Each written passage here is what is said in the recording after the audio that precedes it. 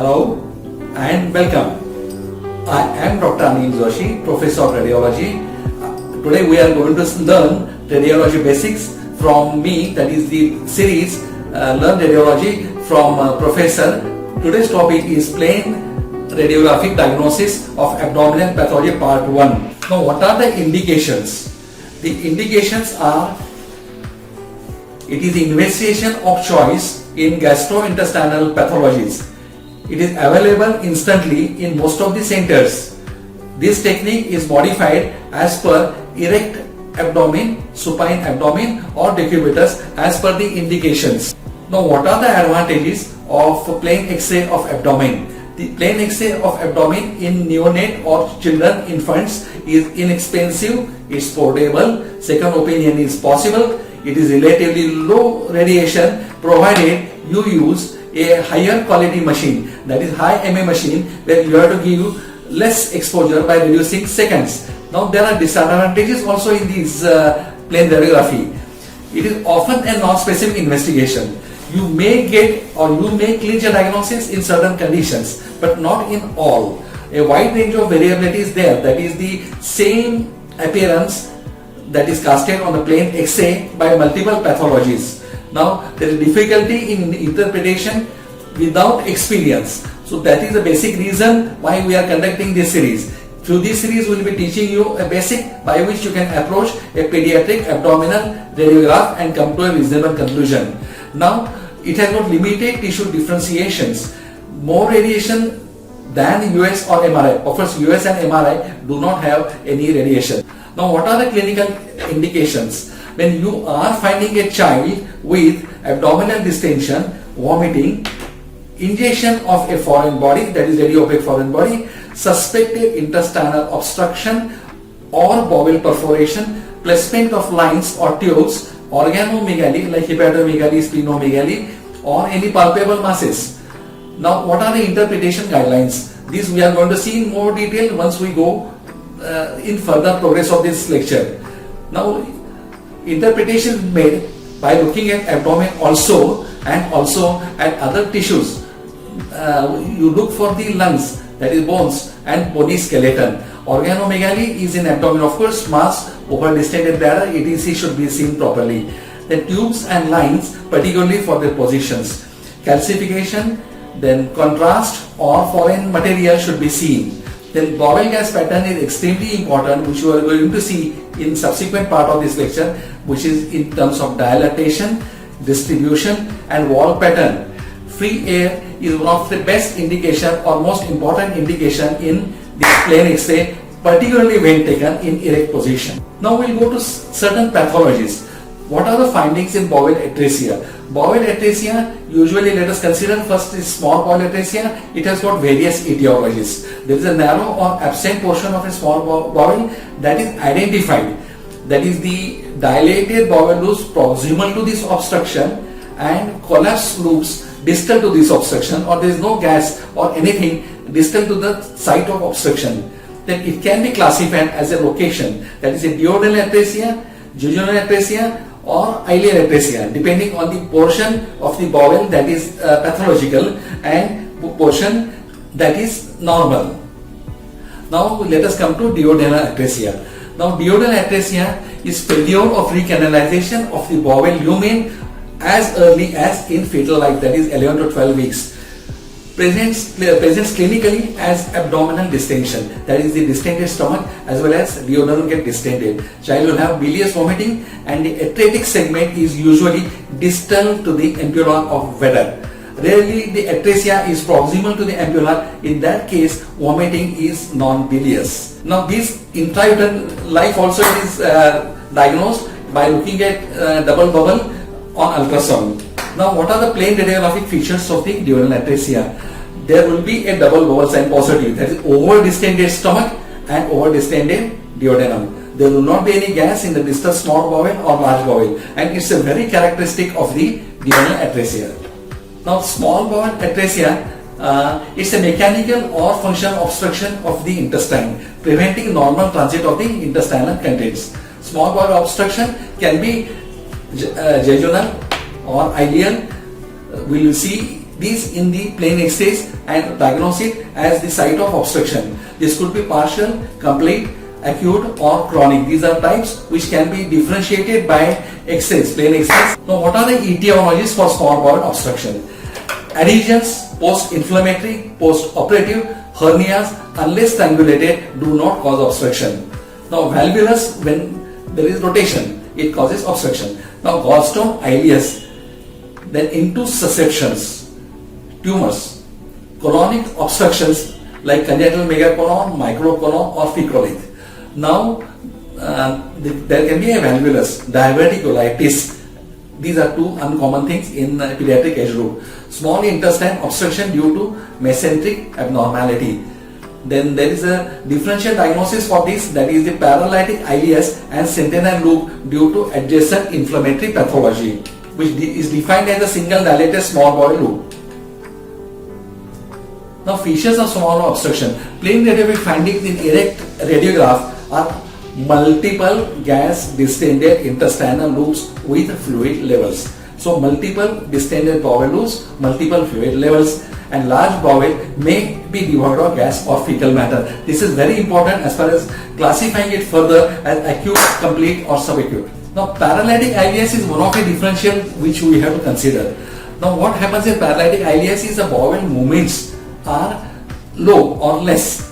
Now there are multiple etiologies including acute peritonitis, septic or pyemia, post-operative injuries, that is the traumatic, and shocks. Now what are the X-ray findings? X-ray findings, the best combination to get diagnosis on X-ray is to obtain a supine and erect radiograph. Now entire small bowel will be dilated. In paralytic ileus, entire small bowel loop will be dilated. However, dilatation is not as much as you expect in obstruction or total obstruction or acute obstruction. However, dilatation not as much as in obstruction. The large bowel may or may not show any abnormality, that is, it may contain fecal matter or gas. Now we come to plain diagnosis, plain radiographic diagnosis. Though TO fistula is a gastrointestinal abnormality, it manifests or it can be detected in the chest X-rays also. Now in TO fistula can be detected by plain radiograph according to the types, which include following types of esophageal atresia. Now look at the first one. Esophageal atresia, the upper esophagus is totally closed, that is atretic. Then there is atretic segment, and lower esophagus is connected to the stomach. Now there is no communication with airway and intestinal bowel loops or stomach. So intestine will be totally gasless in this. Now let's come to the second one. In that, the upper segment is communicated to trachea. So there is a high risk of aspirations from beginning, and the lower segment is again not communicated to airway. So total abdomen will be gasless. Now what's about the third, which is very common? In third type, C type, the upper esophageal segment is again blind ending. There is atretic segment, and the distal esophagus is developed, but it is communicated either to the trachea or it can be communicated to the left bronchus. These are variations. Now in D type, both the upper end and lower end are communicated to the airway. Now in C type and D type, you will get a lot of gas distension in the abdomen for obvious reason, that GIT is connected to the trachea or to the left bronchus. And the last E is the H type, which is detected in maybe after 6 months or 8 months. It's not deadly combination. Now here I am showing you two X-rays. Look at the both X-rays. Now abdomen is totally gasless. Total abdominal gasless, that means there is no communication of intestines with the airway, that is the either trachea or with the left bronchus. Now you are seeing one radio opaque circular shadow in upper esophagus. Now what happens is the upper, when a pediatrician try to put a feeding tube, the tube doesn't get past. So they ask for an X-ray. In X-ray we see that the feeding tube is curled up. Now there should not be any reason why a feeding tube should get curled in mid-esophagus. So it is abnormal. So following that, a dye study is done. Now in this dye study we have to take care that there may be aspirations. So this dye is usually used as a non-ionic water-soluble contrast, so that it is safe even if child aspirates it and the X-rays are taken in apparent lateral position. You can see a circular shadow, that is the dye, it is not going distally, then blind ending esophagus, and contrast indicating esophageal atresia. Cashless abdomen indicate it is type A, what we have described, seen just now. Now this is what I have told you, a plain X-ray diagnosis. If a child comes for an X-ray, suspected case of TO fistula, the easiest technique is just a pass a feeding tube and take the X-ray. Instead of going just with a plain X-ray without any tube, just pass a feeding tube, and usually it curls up. It bends and come out through the, if you put through the nose, it will come out from the mouth. You'll see that it will get turned up, and that's one of a very high indication that it is a blind ending esophagus or esophageal atresia.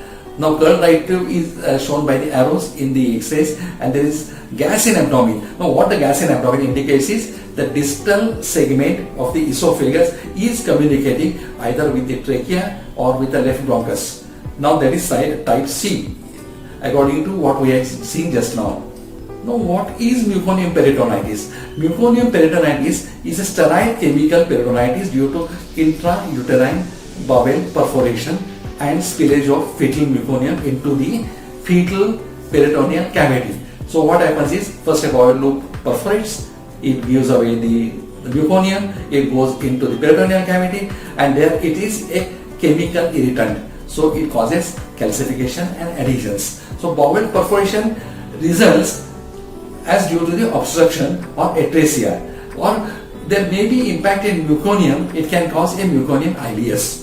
Secondary inflammation response results in the production of the fluid, that is ascitic fluid, fibrosis, calcification, and sometimes cyst formation. These are the consequences of meconium peritonitis. Usually the perforation seals off. It may seal off or it may remain patent, or there may be a continuity. Then intraperitoneal meconium early calcifies within 24 hours.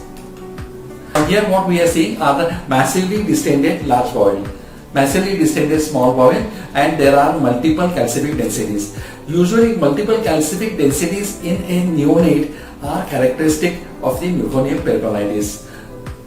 Now what are the radiographic features? There will be intra-abdominal peritoneal calcification. This can be curvilinear, they can be linear, they can be flocculent. There will be a mass containing calcification in context of the meconium pseudocyst.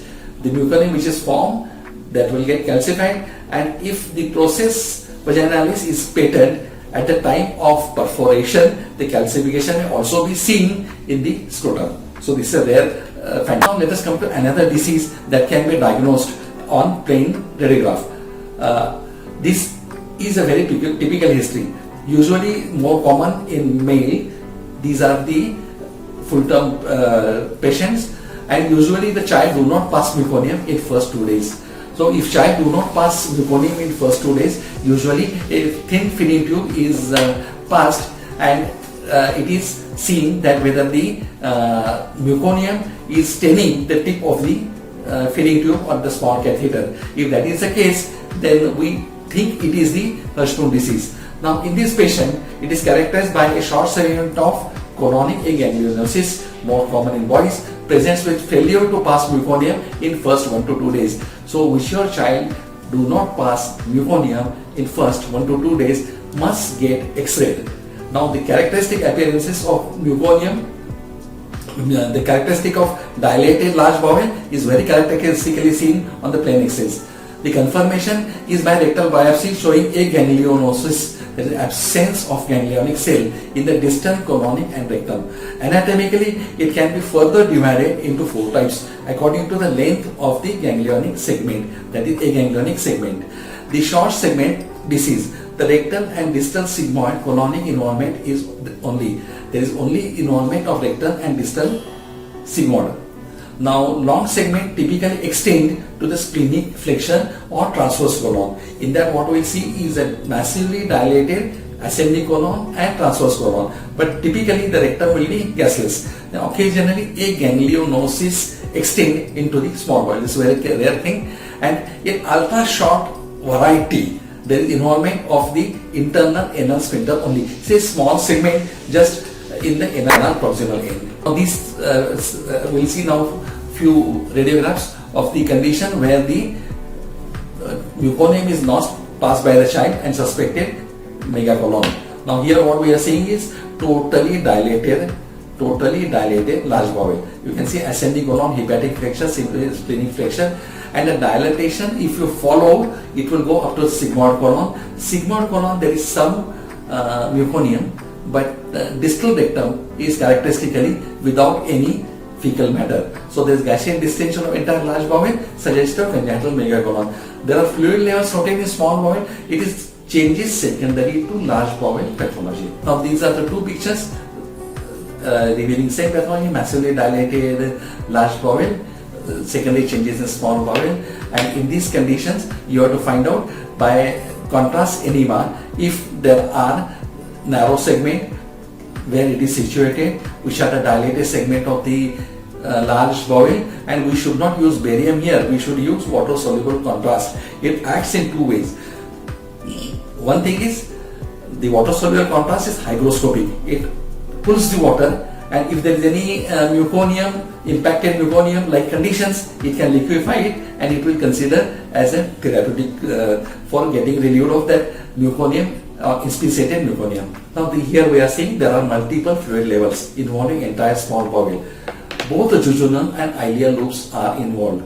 They are suggestive of distal small bowel obstruction, since there is fecal matter in large bowel. Now one of the important things which we have to look into these patients is the large bowel and the remaining changes in the small bowel. Whether entire small bowel is involved, whether certain part of small bowel is involved, then whether the large bowel is showing any changes or large bowel is devoid of fecal matter or gas. This will give a classification of the type of pathology, whether it is acute, chronic, or acute going into the subacute going into the chronic. Here again we are seeing multiple fluid levels. Now there is no large bowel distension. Now this is small bowel obstruction. Why? Because the large bowel is not showing anything. It is devoid of fecal matter, or there is no fecal matter or gas in large bowel. The possibility of impacted meconium, particularly in distal ileum, should be suspected in the cases. That is one of a differential diagnosis.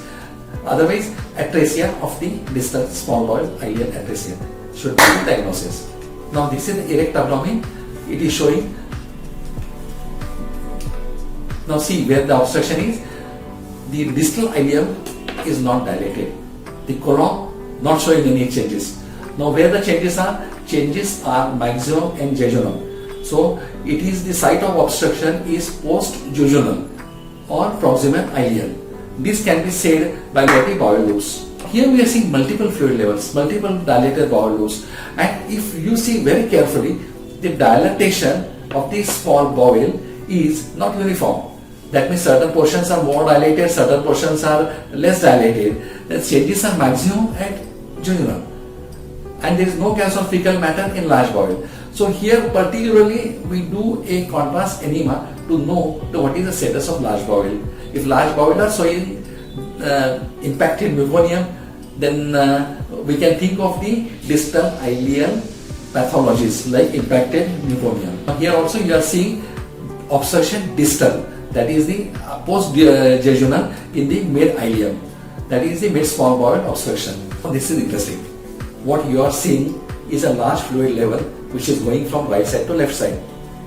Above the fluid level, there is dilated bowel loops. Now additional small bowel changes are there, and a large fluid level is also seen in lower abdomen. It is extending on either side. So there is a possibility of perforation, peritonitis causing a fluid level. So if you see a fluid level through and through, top on the list is perforation and peritonitis.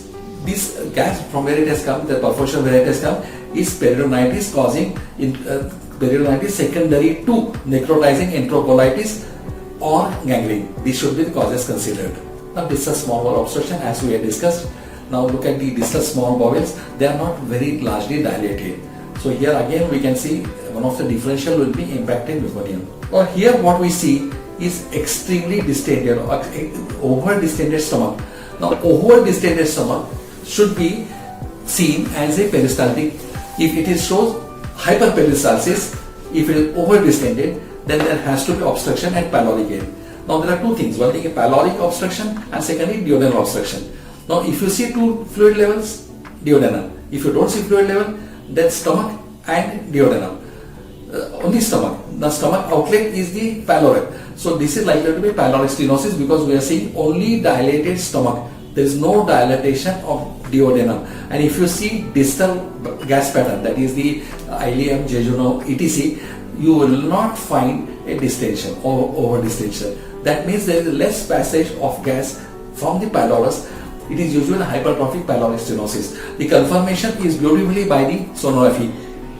That sometime in some different lecture we are going to see the sonographic application. In that it will be more elaboratively explained. Now this is the most important thing, extraluminal air.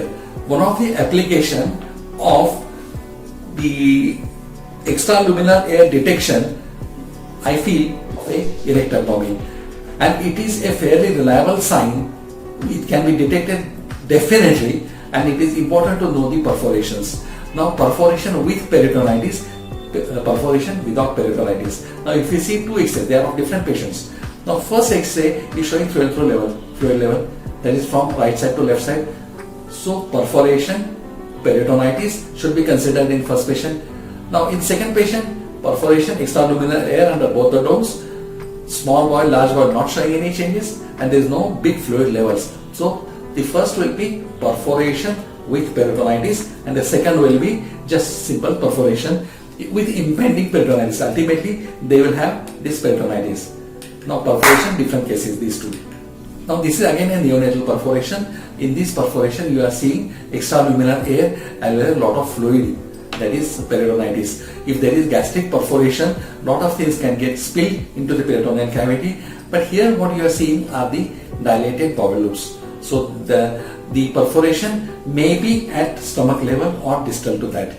Most probably, since we are seeing bowel loops, it can be distal. And if you see very carefully, in right lower abdomen, there are dilated bowel loop, but the gaseous pattern is something peculiar. Now, this will indicate necessity for ultrasound for air bubble in the bowel loop, that is necrotizing enterocolitis. Again here we are seeing large fluid levels, perforation with peritonitis. Now here we are seeing not much developed GIT, that is from stomach onward, this small bowel, large bowel are not seen. So this we can definitely diagnose as the stomach perforation. Now one of the indication of plain X-ray is organomegaly. Of course this is not a neonatal X-ray, it's slightly elder, but here we can appreciate the hepatomegaly. This is shown just to appreciate findings of hepatomegaly. Splenomegaly can be reliably diagnosed on plain X-ray. Of course confirmation will be by sonography. Now another indication of plain X-ray is a foreign body ingestion. Not only detection of foreign bodies, but also to track them. Suppose a child has swallowed a coin, usually it gets passed away, but we have to track that. So that is possible with the help of plain X-rays. We take usually X-rays when the foreign body is suspected. If we see foreign body, we call the child after 3 days, or we ask parents to check for the fecal material for the foreign body expulsion. So this is a coin. Again, this is a second is you should know where the coin is. Now in first X-ray it is in stomach. If you see in second X-ray it has passed the stomach, so it may be in jejunum. Now again this is also a patient of same foreign body, different patient, the pathology is same, and we can track the pathology, we can track the radiopaque foreign body till it get expelled. Different patient but same pathology. Now another indication is to know calcification. We have seen calcification as well as meconium peritonitis is concerned. Now here also we are getting a calcification. Now we have to trace what type of calcification it is. It's a simple calcific density. Now once we detect the calcific density, we should know from where it has come. Now it's interesting, it is in the bladder, okay? So it is in the bladder. The long axis of it is corresponding to lower end of ureter. Now lower end of ureter, ureteroesophageal junction should not come in this region. So one of the possibilities, calculus in ureter. Such diagnosis also are possible when we see the location of calculi carefully. Now this, as we were saying, not only the abdomen we should see, but the skeleton also we should see. Now if you can see the segmental and fusion anomaly of the segmental anomaly of the spine, we can come to fairly a diagnosis of or you can suspect a case of neurogenic bladder in these patients. Now segmental fusion anomaly of spine, possibly with neurogenic bladder. Now we have done MCU that proves that it is a neurogenic bladder. So here also we are seeing spinal changes. That lower spine is showing segmental fusion anomaly and the bladder is showing the neurogenic bladder changes. Now what is this? This is a invertogram. Why invertogram is taken? Invertogram is taken when you suspect imperforated anus. But here we are seeing a large fluid level. So obviously the large fluid level cannot be from the rectum. It is seen from anterior end to the posterior end. So invertogram is not showing rectal gas, but it is showing a large fluid level and it is replaced by a large fluid level structure, and in this condition you should find or you should suspect a condition of pouch colon, a rare condition, but you should suspect it because of the findings that there is no rectal gas or there is large fluid level. And second differential would be peritonitis. Now diaphragmatic hernias can also be diagnosed on plain X-ray. These can be pathologies included in the chest lesion or also in abdominal X-rays. Now here what you are seeing is a diaphragmatic hernia is on right side and it is a homogeneous shadow. Homogeneous shadow means that indicate it's a omentum. Right side hernia, possibly omentum herniation. And if you see liver, you have to follow them with the hepatic flexion. Now it has displaced upward. So there is also herniation of the liver. Now one of the closest differential is eventration, total eventration, that has to be kept in mind. Now these are the two X-rays showing diaphragmatic hernia. You can see the position anterior or posterior depending on the lateral. The right sided hernia containing bowel loops and hepatomegaly are the differential. Sorry, left sided hernia with hepatomegaly. Same diagnosis, different patient. Now interesting finding in this patient. If you see carefully, the all small bowel loops, that is jejunal and ileal, are crowded on right side. Okay, there is a diaphragmatic hernia, undoubtedly certain portion is pushed into the liver. But if majority of loops are seen on right side, one of the differential we should keep in mind is a malrotation and we should go for contrast study. So position of small bowel, jejunal loops are on right side, then it is raising a possibility of malrotation. Again here you are seeing perforations, necrotizing enterocolitis. One of the indication what we said was supine and erect. So here we are showing not a neonatal X-ray, but the adult X-ray doesn't matter, but the pathology needs to be illustrated. That what is seen better or the site of obstruction are always better seen when the X-rays are taken in supine position. Here it is distal ileal. Now this is again a left-sided diaphragmatic hernia. Neonatal perforations. This is shown just for the additional pathologies which can be detected on plain. These pathologies can be seen in neonate, but here what we have shown us is the adult patient. So there is subaqueous obstruction, and not to miss in this patient are the gallstones. Now again here we are seeing massively distended large bowel, calcification, that is meconium peritonitis. Now gaseous abdomen, look at the cervical region and find an air pocket. This air pocket indicate blind ending esophagus or esophageal atresia is a diagnosis. Now this is double bubble sign. We are seeing two bubbles. That is, one is by the duodenum and second is by the stomach. So this is in this case there is an interesting feature. If you are seeing the gas in the distal small bowel, the diagnosis is not duodenal atresia. Now what are the differential? Differential is obstruction to the second part of duodenum, which include annular pancreas, band of Ladd and an atretic segment. So this possibility should be considered.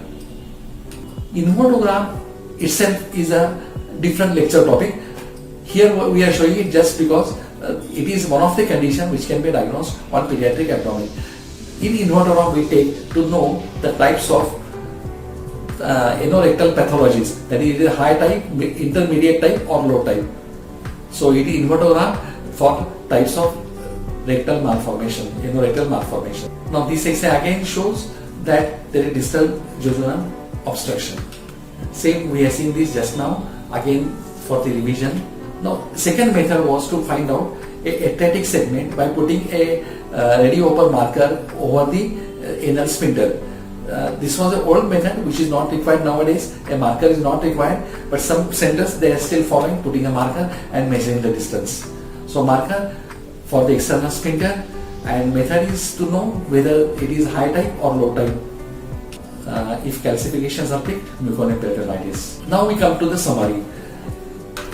This was a part 1 lecture. Certain pathologies we are seeing.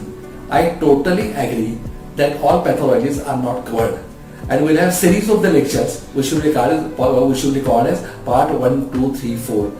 Now let us summarize what we are seeing today. Interpretation of pediatric abdominal radiograph can be different and challenging, so accept the challenge. There are wide range of normal findings which changes with age of patient. Many findings are not always specific and sensitive enough to clinch the diagnosis, so further investigations are required. It's a baseline investigation and need to be supported by ultrasonography or additional contrast examination. Pyloric stenosis, intussusception, etc. can easily be diagnosed, and again they need to be supported by the ultrasound. And do not forget lungs or bones. When in doubt, work it out. They will give you a detailed diagnosis of abdominal pathologies. Here we come to the end of our part 1 lecture of pediatric radiography, plain radiography of the abdomen. Now I thank you for giving me your valuable time. Please note, radiology is not a race. Please note, radiology is not a race to run. It's a process. Be a part of it and enjoy the feast of knowledge. I am Dr. Anil Joshi, logging off till we meet again. Till then, take care, do good for the patients and do your maximum, do your best to get patient benefit.